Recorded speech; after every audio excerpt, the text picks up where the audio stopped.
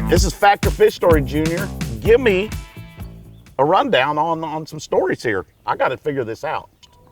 Big female, final day, right? Okay. And at this point, I didn't have a fish in the box.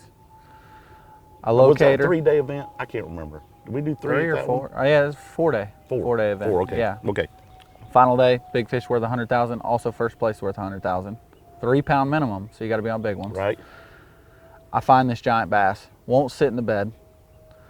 So I ended up, after fishing for like an hour and a half, 2 hours, when she would come into the bed, she'd look at my bait, but she wouldn't hardly ever come in. I'm talking once every 20, 30 minutes. I pick up a swim bait. I'm not in my own boat, didn't have all my own stuff. And I've had it in the past where like a, big boot-tail swim bait with a treble hook on the bottom. Provoke them. It'll provoke them, but I've actually foul hooked them before because they'll nip at it and they'll get that treble hook caught right here and you're done. Take the hooks off that bait, pitch it in there. She comes and looks at it. I go to reel it out. She chases it out, eats it, swims off with it for like 15 seconds. Are you serious? Never bit again. Did she disappear? No, She went back up? She sat in the area, but Yeah. she never bit again. Oh my gosh. That's really Painful. easy. That's painful. Painful. And a very believable story. Very believable. Man. Let's hear about this Amistad deal where you got kidnapped by the cartel. Not quite. Oh. That is a fish story. See how I'm kidding you? see how I play my. So it's middle of the summer.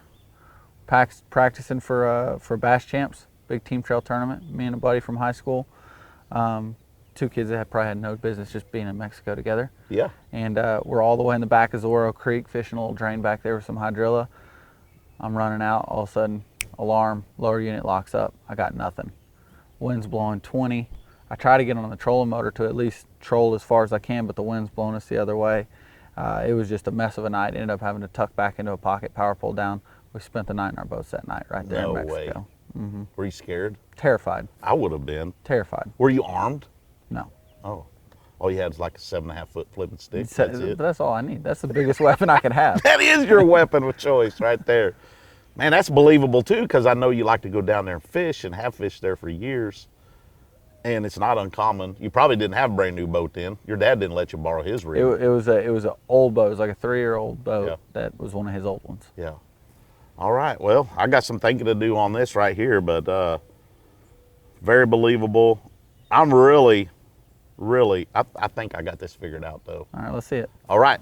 I believe that you did truly shake off a $100,000 bass at the Heavy Hitters last year.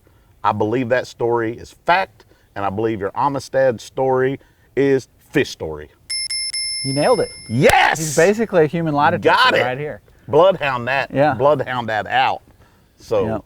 yeah, because I know back there in 2009, you would have ended up probably changing your citizenship and living in The Mexico story the is rest of your life. partially true though. Yeah.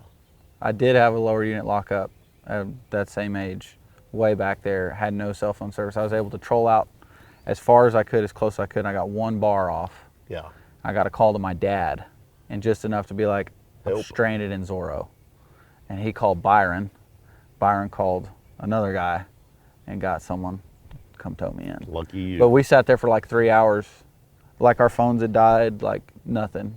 But luckily I had gotten a phone call out just to say, I'm in Zorro, bye. Golly. So, but somebody showed up. All right, I nailed that one. You did. You almost got me. We'll get you next time. You're a good liar. Thank you. I don't know if that's a compliment, but thank you. Today it is. Today it is. There we go. Another successful, for me, Factor Fish Story, General Tire. Catch the next episode on TeamGTFishing.com.